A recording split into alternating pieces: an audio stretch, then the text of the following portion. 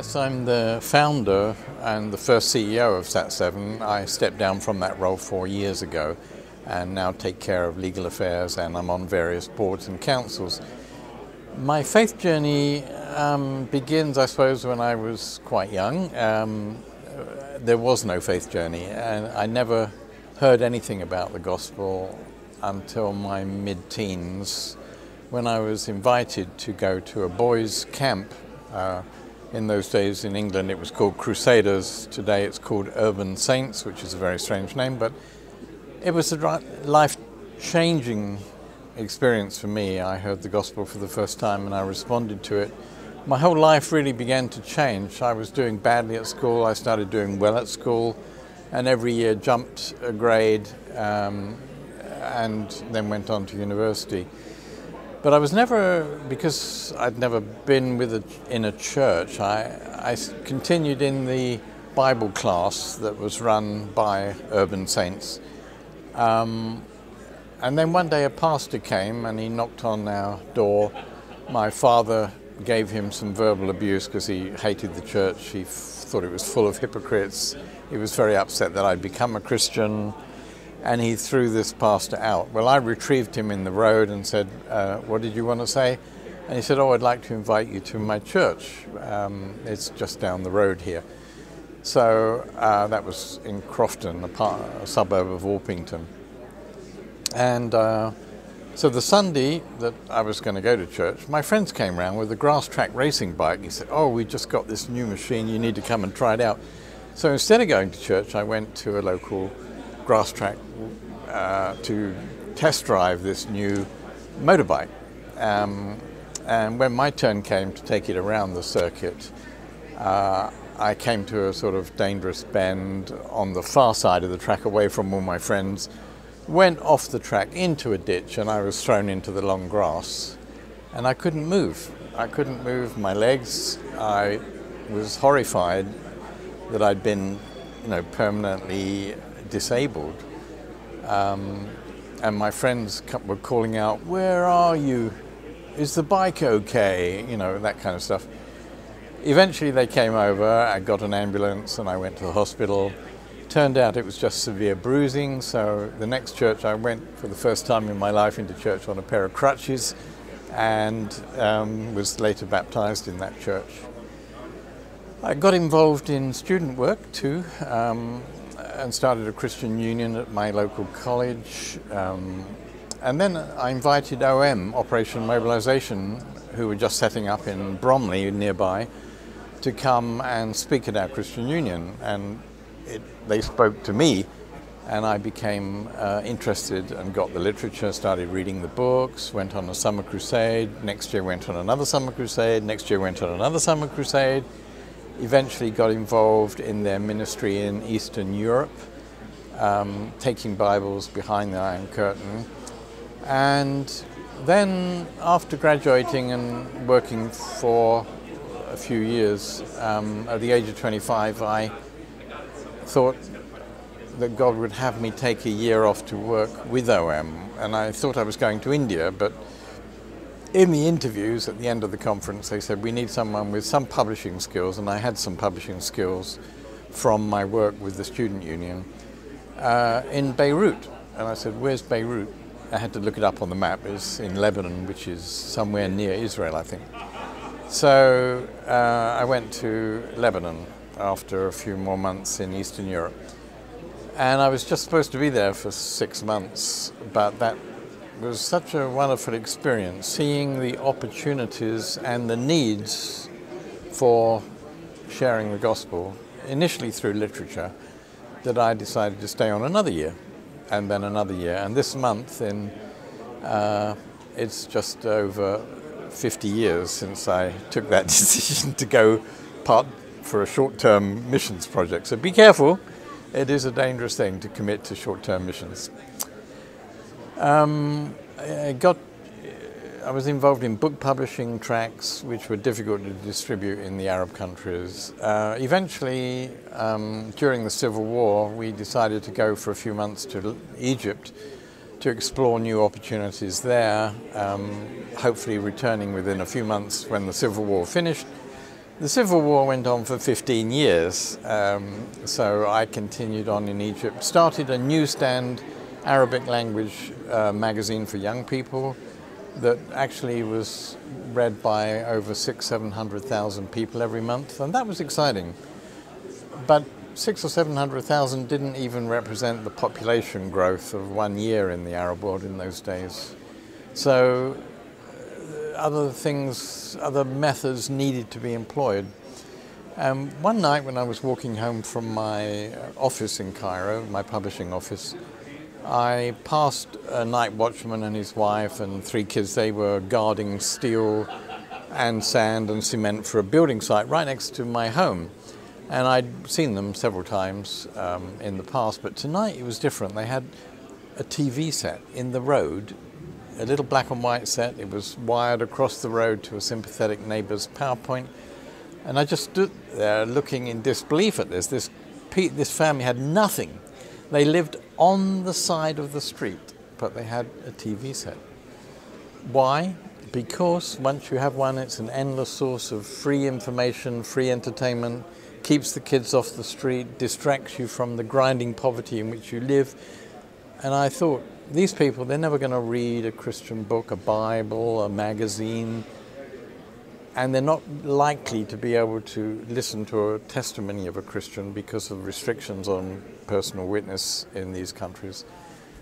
But they were watching TV. So how can we use this medium to share the gospel in the Middle East? This was long before uncensored satellite television was even a concept.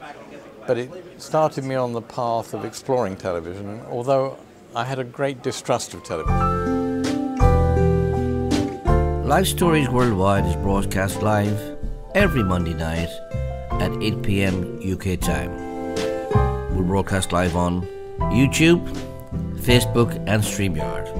So why not join us every Monday night at 8 p.m. UK time for Life Stories Worldwide.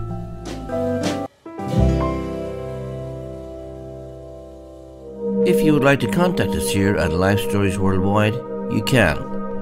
Simply by emailing lifestoriesworldwide@gmail.com or visit our website at lifestoriesworldwide.com. You have to have a face for television, you wear makeup, you sit in front of an artificial set, you're under artificial lights, and you use this as a conduit for Christian truth. And worse than that, we make the implicit explicit. So the Bible doesn't tell us what Jesus looks like, but we're going to show you tonight what Jesus looks like in this movie. So we have to be very careful with it. As a medium, we have to mitigate for its intrinsic weaknesses when we can. So this led me on the path to producing local television programs in Egypt that we hoped we could sell, and we did, to Egyptian television and other television networks. Low-key Christian content, Christian values, and so on. And then in 1989, I was detained by the security and deported over human rights issues. I was doing advocacy for Christians who'd been tortured and imprisoned in the country,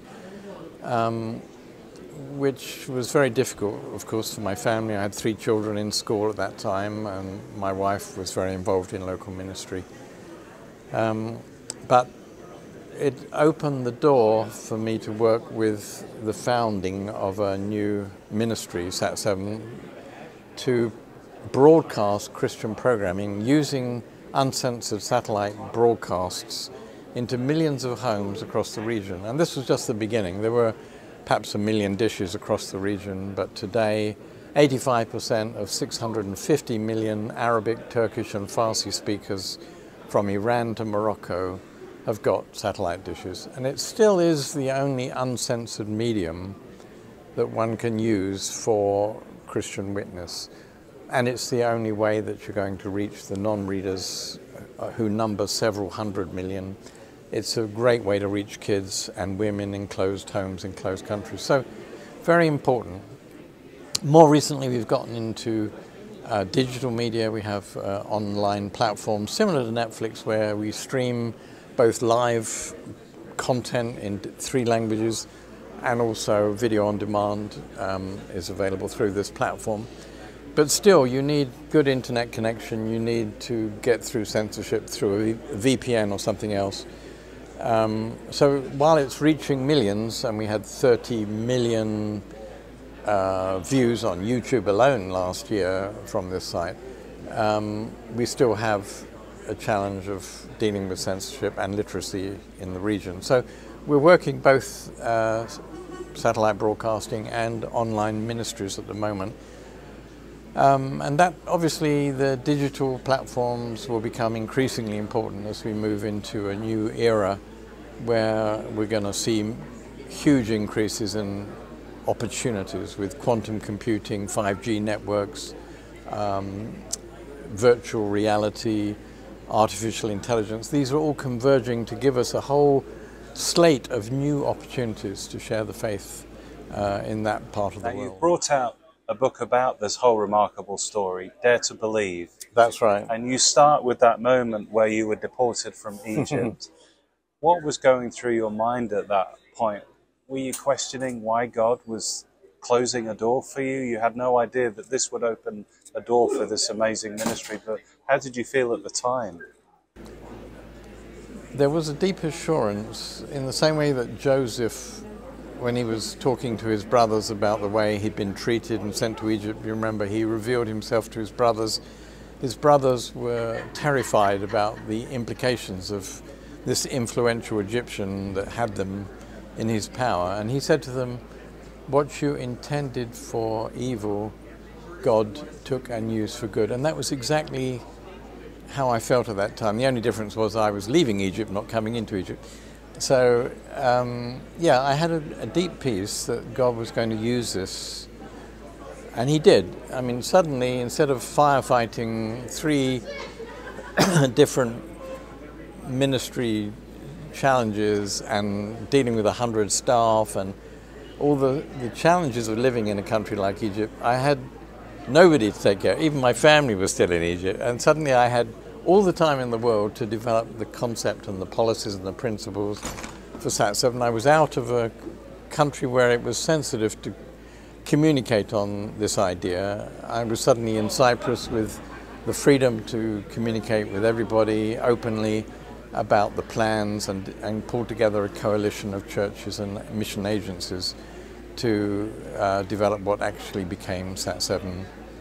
Late 80s, early 90s, we didn't have the technology we have today. How challenging was it to get it off the ground? I heard you hired a cameraman, but you didn't have a camera even. Yes, that's true. Well, that was a funding issue rather than a technology issue. But yes, fax had just come in the same year that I was deported. We just installed our first fax machine, which was, you know, groundbreaking after having to rely on mail or difficult telephone calls where you had to go to the post office and prepay for the number of minutes you wanted to talk overseas. Yeah, so yeah, it was very challenging, yeah. So how did you see God help resource all that? What miracles did you see? What breakthroughs to get it off the ground? Well, I think the biggest challenges at that time were people who had a passion for sharing their faith through media and had any experience in television. There were lots of well-meaning Christians, but they didn't have the face for television, they didn't have the confidence to go in front of a screen. There were no Christian music, video recordings, they were all audio. There was no Christian drama to use. So we were really starting from scratch in a way, and the challenge was that people that we shared the vision with for a satellite television ministry, they looked at you in disbelief. They thought, oh, yes, that's a lovely idea, but how's the government going to allow that? You'll be jammed, you'll be, who's going to show their face on a television, Christian television service if they still live in an Arab country? And there was all these questions, and how are you going to fund this without foreign interference, you know, having to sell your airtime to Western televangelists? We don't want Western Christian programming coming in and giving the impression that Christianity is an import from America when it was birthed in the Middle East. So all these challenges were raised at the very beginning, and we had to deal with them. And one of the ways we dealt with them was to get together these different churches, leaders and others ask them about their fears and concerns, and then address them through a positive programming policy that would restrict foreign programming to cartoons, good movies and documentaries, but all teaching programming, anything that could be made in the Middle East effectively and efficiently, we would do that with local Christians in local languages, being culturally and religiously sensitive to the audiences. It's very easy to subscribe to our YouTube channel, Life Stories at Lunch, to receive notifications of when we are live. Simply click the bell.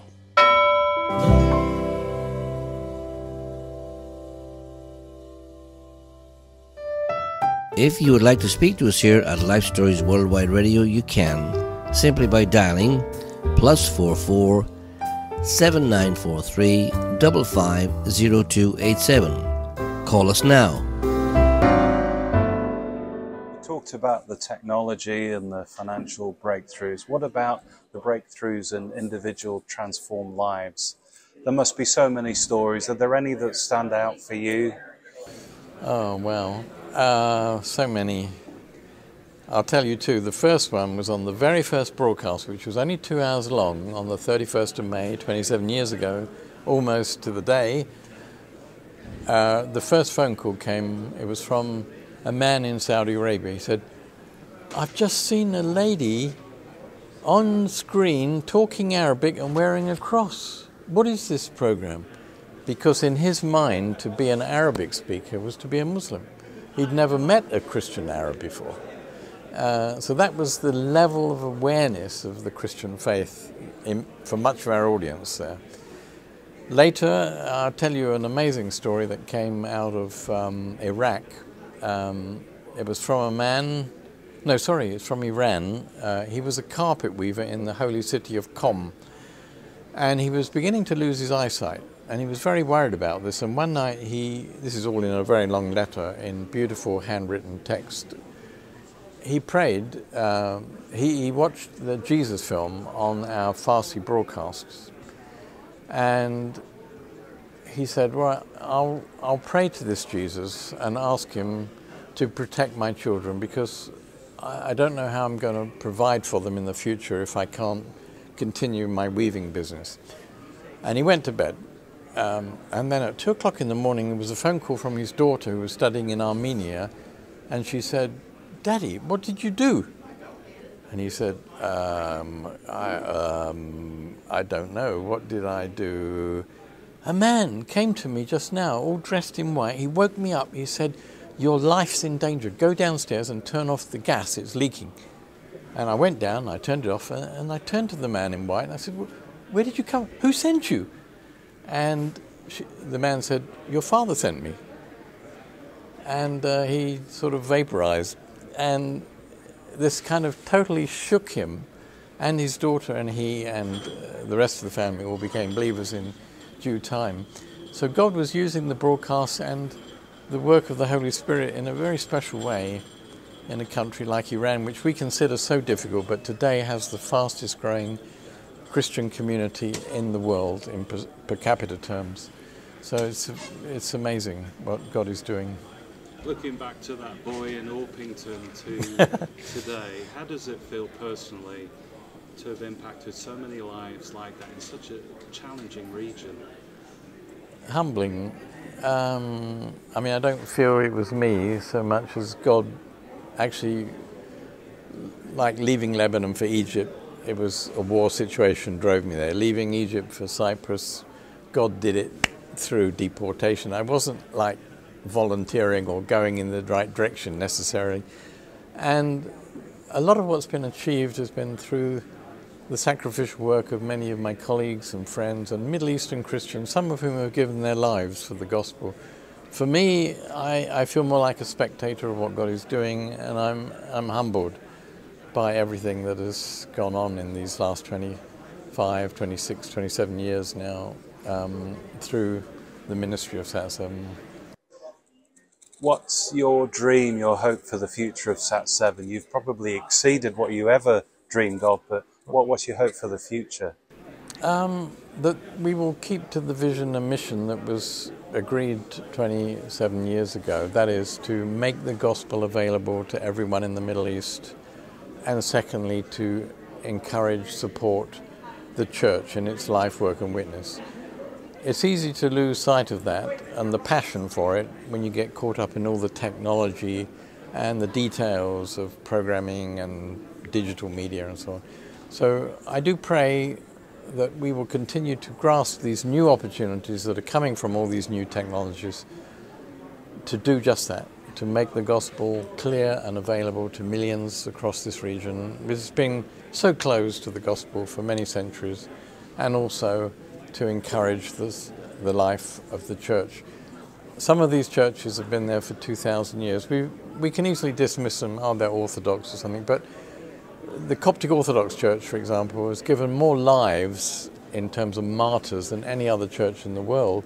And they actually date their calendar from the massive persecution under the Emperor Diocletian, who massacred tens of thousands of Christians in Egypt at a certain period.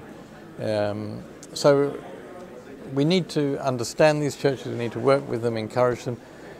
In every church, whether it's a Baptist church or Orthodox, there are nominal members and there are committed believers, and there certainly are many committed believers in these different churches that we find that we can work well with. Terry Ascott, it's been an honour to speak to you. Thanks so much for sharing your story. My pleasure, my pleasure.